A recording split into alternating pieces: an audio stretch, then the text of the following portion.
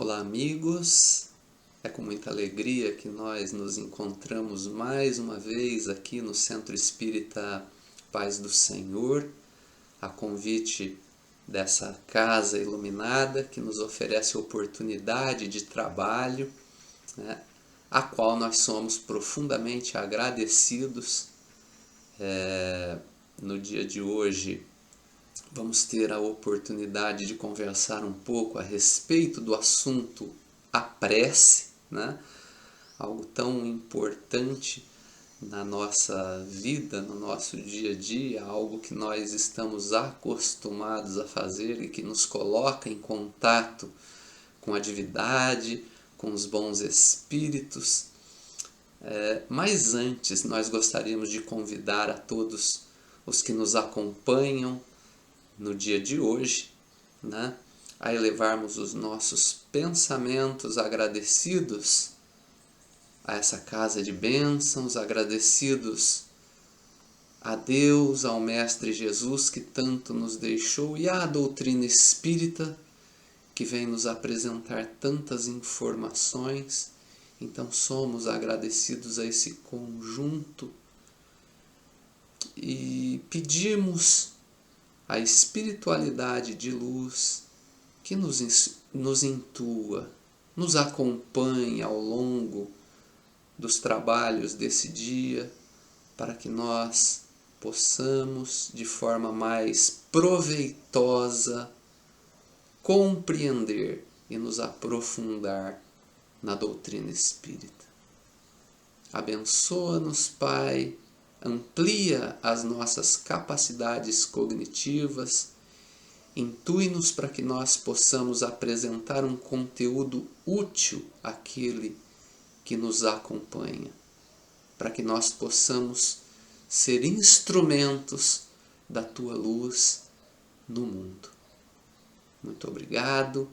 E dessa forma, nós vamos dando por iniciados a palestra pública de hoje, que tem como finalidade abordar, como nós já dissemos, o assunto da prece. Esse assunto está contido no Livro dos Espíritos, ele começa na questão 658 e vai até a questão 665, né, do Livro dos Espíritos.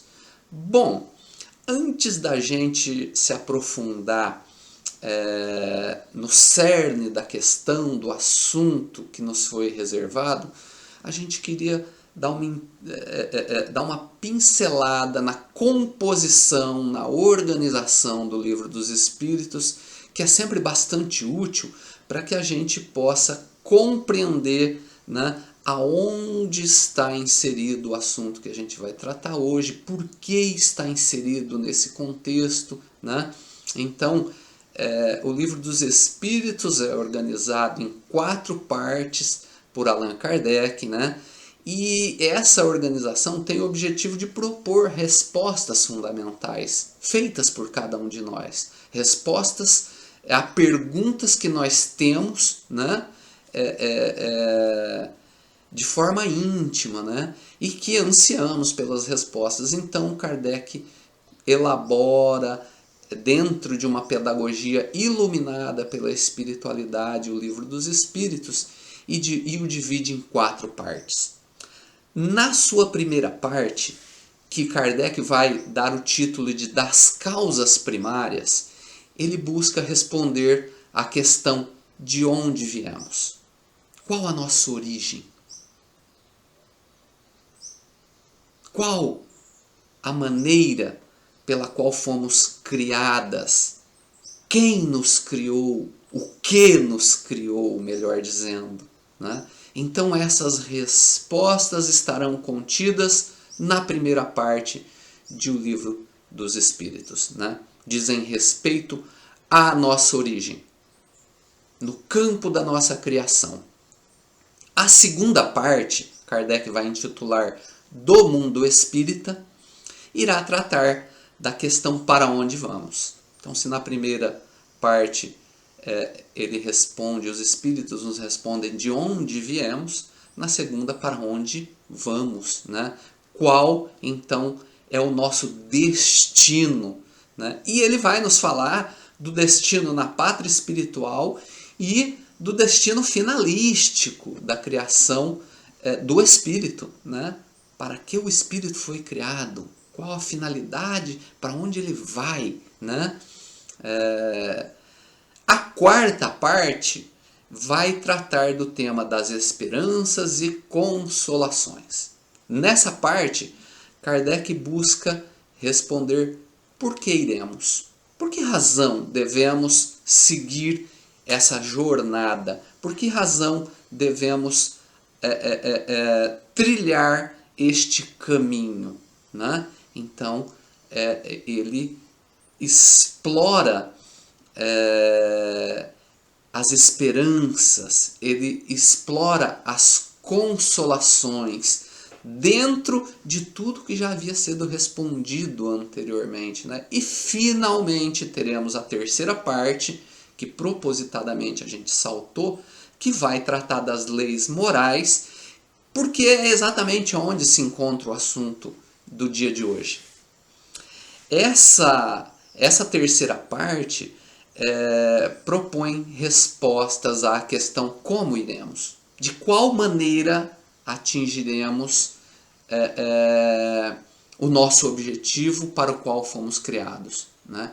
Então, de onde viemos na primeira parte, na segunda parte, para onde vamos, na terceira parte, como iremos, como atingiremos esse objetivo, e na quarta parte, por que iremos, né? E a terceira parte das leis morais, que é aonde está o nosso conteúdo, né? Kardec, então, organiza essa terceira parte, sim, porque cada parte, além dessa grande organização, cada parte ela também tem uma suborganização que pretende responder a diversos questionamentos dentro da questão geral, né? E na terceira parte ele divide então da seguinte forma: um capítulo primeiro que ele vai abordar a lei de forma geral, né? A lei divina de uma forma bem genérica, né? Os capítulos 2 a 11, onde ele divide essa lei divina em 10 áreas, quais sejam? A primeira área que ele vai abordar é a adoração, a lei de adoração, que é exatamente onde se encontra o conteúdo do dia de hoje, né? Depois ele vai falar da lei do trabalho, da lei de reprodução, de conservação, a lei de destruição, a lei de sociedade, de progresso, a lei de igualdade, a lei de liberdade e, finalmente, a lei de justiça, amor e caridade, que, apesar de terem 3 elementos, é considerado por Kardec como uma só lei, né? Isso é bastante interessante. Para entender, basta se debruçar e a gente começa da leitura, a gente percebe o entrelaçamento dessa 10ª lei elencada por Kardec. E, finalmente, um último capítulo onde Kardec nos falará a respeito da perfeição moral, ou seja, o objetivo da lei e da própria criação. Então ele vai, nesse final, nos apresentar a perfeição moral. Fala-nos, de novo, do nosso objetivo final dentro do contexto do como iremos, né? Feita essa introdução, para que a gente consiga se situar dentro do conteúdo do livro dos Espíritos e do assunto que nós vamos abordar no dia de hoje, a gente passa então ao assunto a prece, né? Começando pela questão 658, né? Que é a primeira que tratará desse assunto. E Kardec pergunta assim: agrada a Deus a prece? Né? É a questão que ele faz aos espíritos. Os espíritos irão responder: a prece é sempre agradável a Deus quando ditada pelo coração, né? E nós temos que aqui fazer uma pausa, porque esse é um aspecto importante. A prece ditada pelo coração. E nós vamos nos aprofundar nesse elemento. E os Espíritos seguem dizendo assim: pois para ele, Deus, para Deus, a intenção é tudo. Então esse é um outro aspecto bastante importante e interessante que nós vamos nos debruçar. Essa relação da prece ditada pelo coração e da intenção que move o ato da prece. Seguem os Espíritos dizendo assim: assim, preferível lhe é a prece do íntimo à prece lida, por muito bela que seja, se for lida mais com os lábios que com o coração. Então até pode ser lida, desde que seja lida com o nosso coração, né? Aquela mecânica, ela acaba sendo relegada a um segundo plano, né?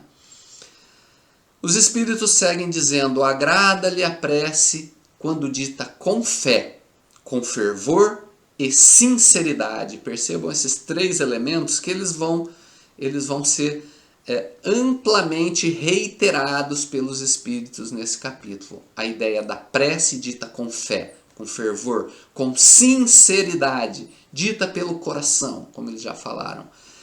Prossegue os Espíritos dizendo assim: não creais, porém, que toque a Deus a prece do homem fútil, orgulhoso e egoísta, a menos que signifique de sua parte um ato de sincero arrependimento e de verdadeira humildade. Então esse trecho também é bastante interessante, a gente vai se debruçar um pouco mais sobre ele na sequência, né? Porque tem muita matéria que a gente poderia abordar aqui. A gente escolheu esses 3 pontos, e a primeira que nós passamos a analisar é essa ideia da prece ditada pelo coração. A prece ditada pelo coração que agrada sempre a Deus. Então, o que compõe a prece não é muito importante. Os Espíritos estão dizendo que é importante que ela seja ditada pelo coração e a partir daí ela sempre agrada a Deus, né? E a gente se recorda que um ditado é composto por 2 pessoas, 2 sujeitos, aquele que dita e aquele que escreve, né? Então, a gente se lembra dos bancos escolares, o professor, ele na época não tinha muitos livros, ele falava: vou passar o ditado agora, a matéria em ditado, e ele começava a ler e a gente ali escrevendo, né? Então isso aí é um ditado, um que dita e outro que escreve. E no caso que está contido aqui, o sujeito é um só. Quem dita é o coração, está dentro de mim, né? Quer dizer, a prece lida de forma superficial perde o valor, né? Perde o valor por bela que seja. É mais importante que ela seja ditada por mim mesmo, por aquilo que corre dentro do meu coração. E aí não importa o meu nível cultural, não importa as palavras que comporão ou os pensamentos, porque a prece não precisa nem ser dita, né? Ela pode ser pensada. Os Espíritos, eles abordam bastante essa relação, né? Não importa se ela é bela ou se ela é simples, ou se ela é apenas uma frase: que bom que estás comigo, meu Deus, se ditado pelo coração. Ela é preferível, né? Então, essa ideia do coração, ela também cabe um aprofundamento, né? Porque o coração, de forma bastante literal, é o músculo cardíaco. Ele é o responsável pelo bombeamento do sangue para o sistema circulatório, né? Que vai efetuar a respiração das células, a alimentação dos tecidos das células e a limpeza, né? Então, literalmente, coração é esse músculo cardíaco. No entanto, coração, a palavra coração carrega em si um simbolismo dentro da cultura humana. Um simbolismo muito forte, que às vezes passa-nos até despercebidos. Porque coração passa a significar a sede da vida. O homem morre quando o coração para. Daí coração ser a representação da vida em si. O coração também representa a casa da alma, a casa do sentimento. Vamos lembrar que num namoro fracassado, não importa se eu sou brasileiro ou americano, não importa se eu sou branco, negro, não importa se eu sou católico, espírita. Um namoro fracassado traz a ideia do coração partido. Em qualquer cultura, em qualquer país, em qualquer raça, em qualquer credo. Isso é cultural, isso é humano. Então notamos como dentro do simbolismo cultural e também no conceito científico, somos apresentados a ideia de que o coração anima o corpo. E o verbo animar, ele vem do latim, que significa, que é ânima. Ânima em latim significa sopro, ar, brisa, daí vida. E animar, o verbo animar no nosso português, ele também se traduz como dar alma, dar vida. Olha só, dar alma. Estamos lendo um dicionário de português e parece que estamos lendo uma obra espírita, né? Dar alma. Que maravilha. Ao compreendermos a abrangência do significado dessa palavra, coração, do conteúdo que essa palavra carrega dentro da ideia de vida, de alma, de sentimento, a gente consegue compreender de forma um pouco mais profunda a intenção dos espíritos que a utilizaram. E também de Jesus, o Cristo, reiteradas vezes vai se empregar da ideia do coração. A gente lembra aqui rapidamente de um capítulo, o capítulo 3º do livro Boa Nova, né? Onde Jesus vai definir reino de Deus para o sacerdote Anã. E ele diz assim: o reino de Deus é obra divina no coração do homem. Ele não se referia ao músculo cardíaco. Ele estava falando dentro desse contexto maior, na alma do homem, no sentimento do homem. Daí a importância da prece vinculada ao coração. A prece ser de coração, porque ela vem da alma. Ela vem carregada do sentimento daquele homem. Então, ela é preferível. E aí, a gente passa a analisar um segundo conceito contido nessa questão, onde os espíritos vão dizer para ele, para Deus, a intenção é tudo. Para Deus a intenção é tudo. Intenção é o que se pretende fazer. É aquilo que se procura alcançar.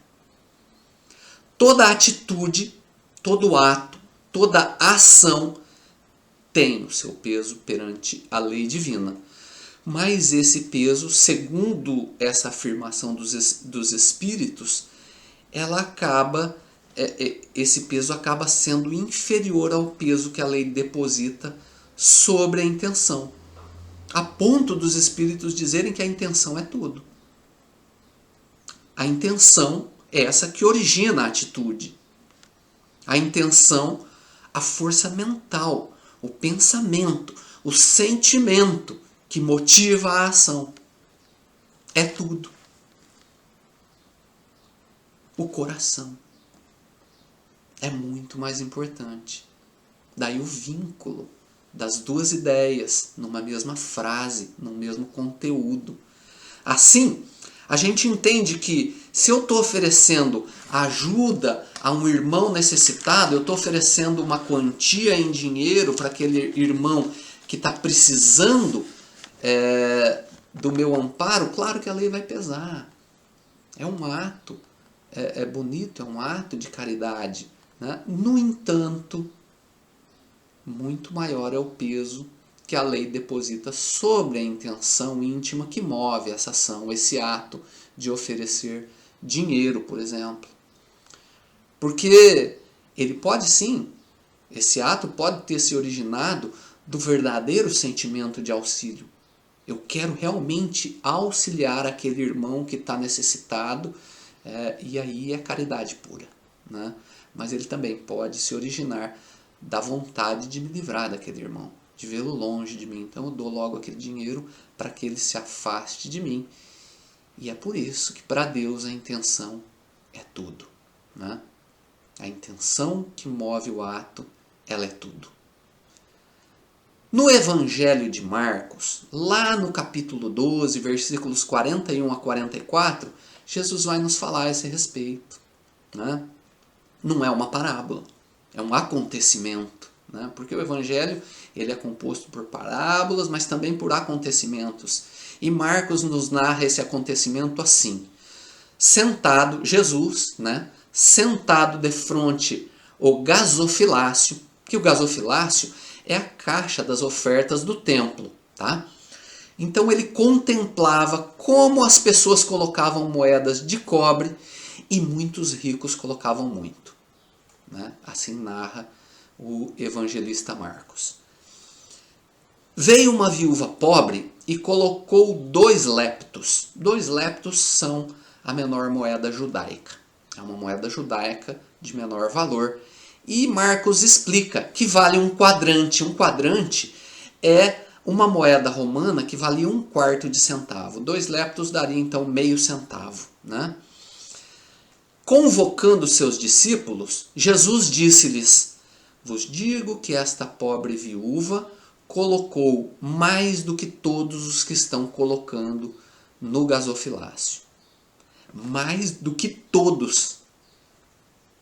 Quer dizer, não é mais do que aquele rico, é mais do que todos juntos. Perceba como Jesus ele enfatiza o valor daquilo que aquela mulher havia feito, né?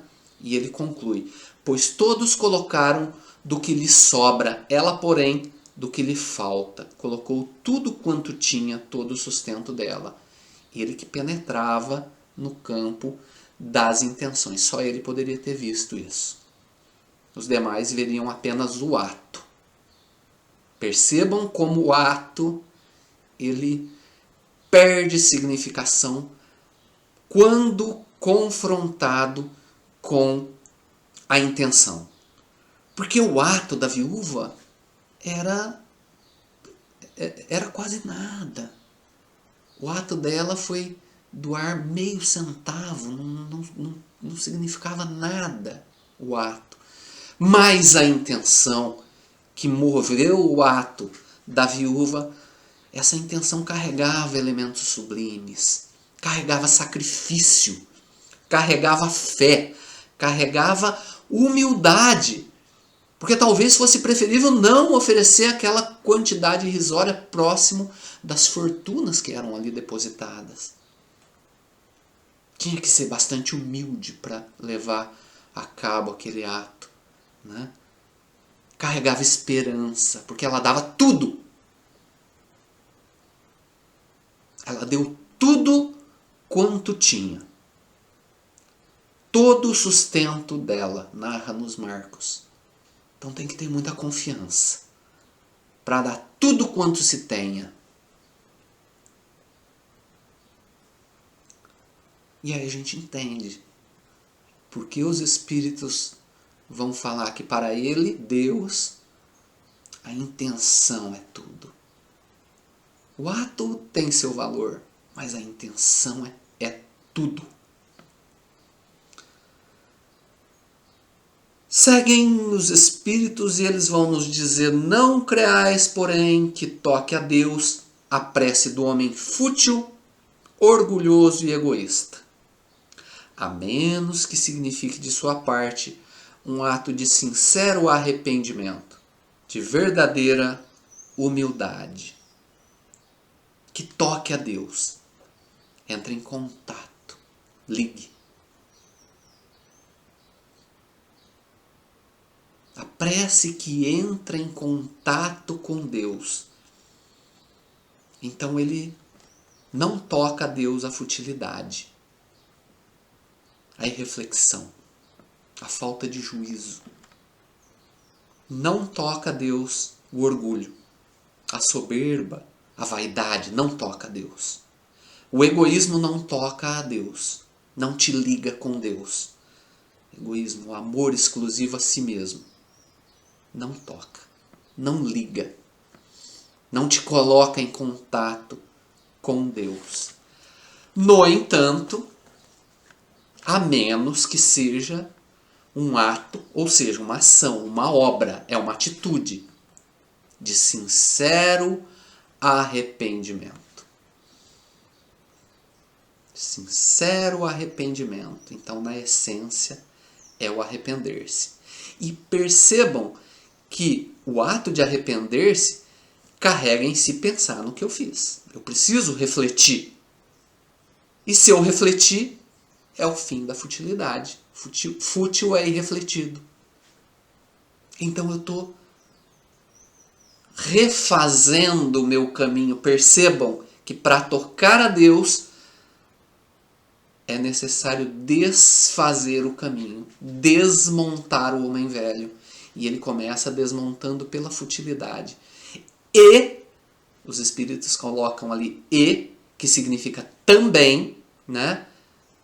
O ato de verdadeira humildade. O que é humildade, gente? Humildade é modéstia, humildade é submissão. Então, é simplicidade. Ou seja, é o oposto do egoísmo. É o caminho contrário do egoísmo. E ao oposto do egoísmo também é a solução. É o oposto do orgulho, que também é solução ao egoísmo. Percebam como aí toca. Aí liga a Deus, né? Se é sincero arrependimento, eu estou resolvendo já a futilidade. Se é verdadeira humildade junto, os dois elementos juntos, eu já estou resolvendo o orgulho e o egoísmo. Então, toca a Deus. Então, entre em contato com Deus. Passemos para 659. Kardec pergunta assim, qual o caráter? Caráter, qual a marca? Qual o sinal? Qual o conjunto de qualidades inerentes? Qual a natureza geral da prece? Os espíritos dirão, a prece é um ato de adoração. Orar a Deus é pensar nele, é aproximar-se dele, é pôr-se em comunicação com ele. Há 3 coisas podemos propor-nos por meio da prece: louvar, pedir e agradecer. Né? Então, esses os elementos. E pela resposta dos espíritos, é possível perceber que esse ato de adoração que eles nos narram, ele acontece dentro de nós. De novo, joga para dentro. No campo dos nossos pensamentos. Eles são literais quanto a isso. Né? No campo dos nossos pensamentos. Que possibilitarão a aproximação, a comunicação com Deus. Ou seja, toca a Deus, de novo. Né? Eles estão fechando isso, falando de forma mais explícita. Né? Tocar a Deus, então, e deixar tocar-se por Ele, porque é uma via de mão dupla, né? Acaba como que transformando a percepção que temos do mundo que nos cerca. Aspectos que antes eram tidos por muito importantes podem tornar-se triviais, por exemplo. Então o dinheiro é muito importante, eu preciso amealhar dinheiro. Isso começa a perder sentido, perder significado. Dentro desse caminho, desse conjunto de tocar a Deus e deixar-se tocar por Ele. Da mesma maneira, assuntos relegados ao campo da insignificância podem tornar-se essenciais. Por que tocamos a Deus? Porque nos deixamos tocar por Ele. o que antes era incompreensível passa a ter significação. Essa nova forma de dimensionar o mundo, de identificar no mundo elementos que antes não víamos, irão nos oferecer uma sensação de plenitude, uma sensação de realização. Enchem nossa vida de sentido. Muitas vezes aquilo que para nós tinha um significado de obstáculo, de problema, se convertem em oportunidade. A mesma coisa, nada mudou. O mundo continua o mesmo. O que mudou são as janelas da alma, a maneira com que nós enxergamos esses elementos que estão ali presentes nas nossas vidas. Aí dá para a gente começar a entender o que Jesus falava lá em João, capítulo 10, versículo 10. Leiam o capítulo 10 inteiro porque é fantástico. Ele dirá: eu vim para que tenhais vida e vida em abundância. Vida e vida em abundância. E quando eu leio esse trecho do Cristo, eu lembro sempre de Oscar Wilde, que diz assim: viver é a coisa mais rara do mundo. A maioria das pessoas simplesmente existem. Uma cadeira existe, ela está lá. Eu olho, ela está lá. Ela existe. Viver é mais. Essa proposta é de Deus. E a gente atinge isso como? Pela oração. A oração é uma ferramenta útil. É disso que vai decorrer outra afirmação do Cristo. O Cristo vai nos falar lá em Mateus capítulo 11, versículo 28. Vinde a mim, vós que estáis aflitos e sobrecarregados, e eu vos aliviarei. Eu vou dar sentido para a tua vida. Eu vou fazer que você compreenda elementos que hoje você despreza, com a importância que eles de fato têm. Eu vou fazer compreender que alguns aspectos que você taxa como muito importantes não são tão importantes assim. Eu vou te dar uma nova maneira de interpretar o mundo que te cerca. Para cada um de nós, de forma particular, é um personal trainer. Ah, como é bom. É isso, né? Vamos para a questão 660. Kardec pergunta assim: a prece torna melhor o homem? Pelo que a gente viu, temos muitos spoilers aí, né? Já falamos muito aí, mas os espíritos vão responder sim. Sim. A prece torna melhor o homem. Eles vão dizer: porquanto aquele que ora com fervor e confiança, notemos aí essas colocações que vão se reforçando, né? Aquele que ora com fervor e confiança se torna mais forte contra as tentações do mal. E Deus lhe envia bons espíritos para assisti-lo. É este um socorro que jamais se lhe recusa, quando pedido com sinceridade. Um socorro que jamais se lhe recusa.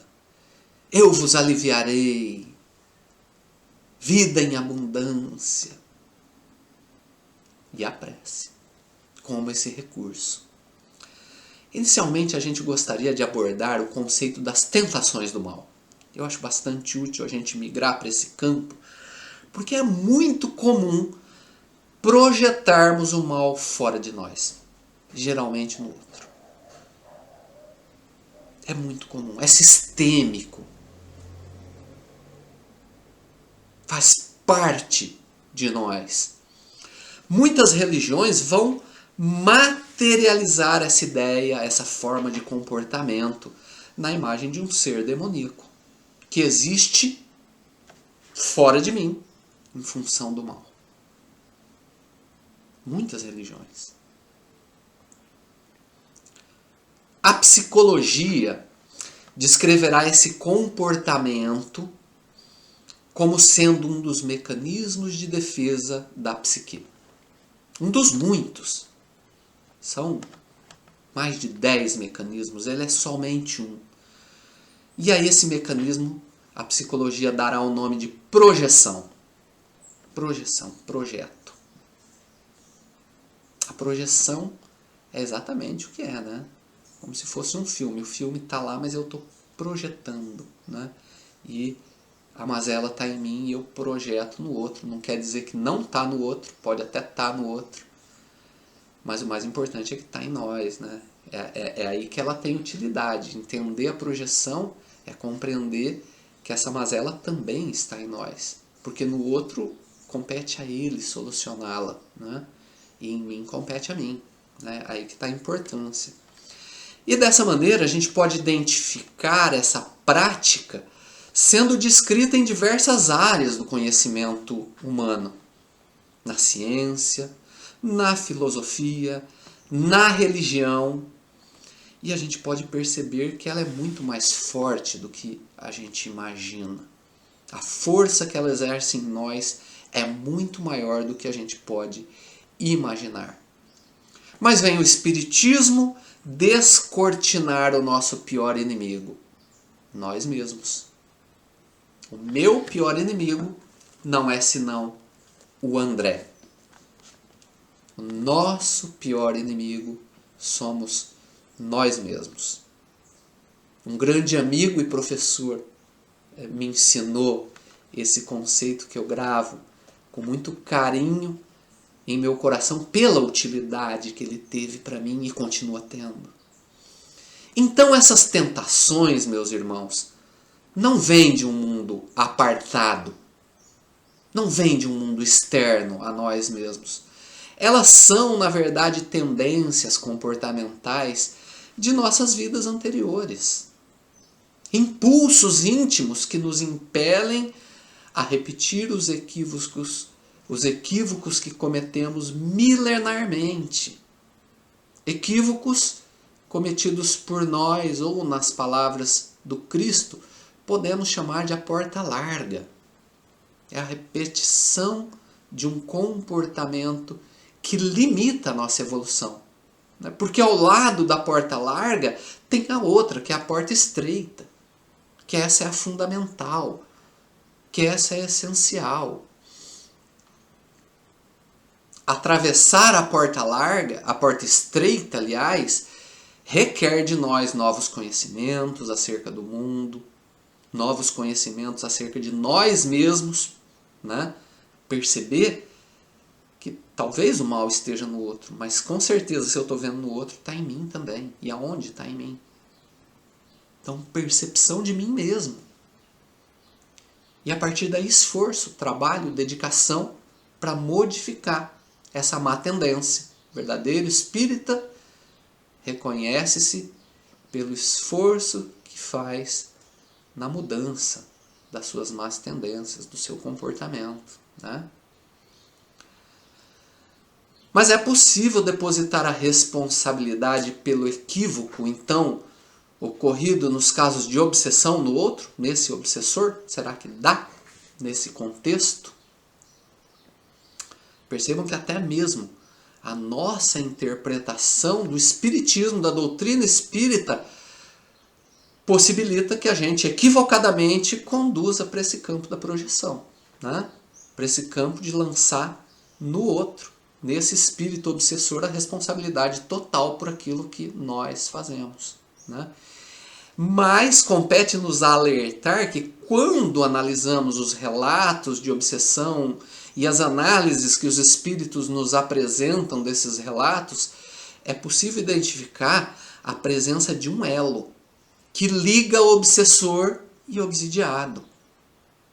Esse elo será o ponto de sintonia, um ponto de afinidade mútua, uma porta de acesso que torna possível ao obsessor propor sugestões ao obsidiado. Então existe ali uma reciprocidade. Existe ali algo que faz com que ambos se comprazam naquele campo de ideias. É importante lembrarmos que nessa relação também prevalece sempre a lei de liberdade. Lei que Kardec trata na parte 3ª, no capítulo 10 do Livro dos Espíritos. né? Então, importante. Assim, nós temos no obsessor alguém que sugere, e sugere por afinidade, porque o obsidiado gosta dessa sugestão, né? Mas alguém que sugere, alguém que propõe, e não alguém que dirige e controla. Percebamos isso, né? Temos no obsidiado alguém que pode ou não concordar com essas sugestões, que lhe agradam, senão não estariam lá. Agradam em algum nível de interesse, tá, irmãos? Ele não está falando assim, mas então ele gostava. Não, é algum nível. Às vezes é até inconsciente. Às vezes ele nem percebe, né? Mas de fato nós gostamos da sugestão. Daí a necessidade da gente se conhecer melhor, da gente buscar uma análise íntima mais profunda para entender isso, entender esse mecanismo, né? E agora a gente passa ao trecho onde na resposta os espíritos dizem: Deus lhe envia bons espíritos para assisti-lo, né? A prece, nesse contexto, viabiliza exatamente um papel similar ao da obsessão que a gente acabou de abordar aqui. É por intermédio dela, da prece, que aquele que ora ascende, ele se eleva, ele alcança níveis mais elevados de consciência e se faz acessível aí aos bons espíritos. Ou seja, a mesma porta que se abre ao obsessor, essa porta, pela nossa elevação, se abre aos bons espíritos, né? Por intermédio da prece. E é a mesma mecânica de uma obsessão, né, que acontece nessa relação, nessa ligação com os bons espíritos, né? E essa mesma mecânica que vai nos propor sugestões, mais que pela característica desses espíritos, pela elevação desses espíritos, essas sugestões serão sempre úteis. Elas estarão sempre em harmonia com as leis divinas. É disso que decorre o esforço que nós vemos em todas as questões que nós abordamos até aqui, dos espíritos em enfatizar a intenção da prece. Não o ato da oração, o balbuciar as palavras, mas a intenção, o que move a prece. O que está dirigindo a prece? A sinceridade, a verdade que tem que estar contida na prece, né? Além da intenção, um outro aspecto. E finalmente a fé, a confiança depositada na oração. E nesse contexto é importante a gente relembrar que ter fé na minha oração não significa que eu devo acreditar que aquilo vai acontecer. Isso também, mas eu tenho que acreditar que aconteça o que vier a acontecer, aquilo é o melhor para mim. Eu estou pedindo A, vai acontecer B, então B é o melhor para mim. Isso é fé. Esse é o nível da fé. Não é aquela fé, eu vou pedir, vai realizar, vai acontecer exatamente o que eu pedi, né? Porque Deus não vai nos oferecer o que a gente quer, vai nos oferecer o que a gente precisa. E o que a gente precisa é sempre muito mais útil, ainda que nós não queiramos, né? Então, meus irmãos, são esses os elementos presentes na oração que irão atuar como essas portas de acesso aos bons espíritos e sem as quais, então a oração ela torna-se praticamente inútil. Nós estamos aí com o nosso tempo no limite, não teríamos mais condições de continuar abordando um outro questionamento, né?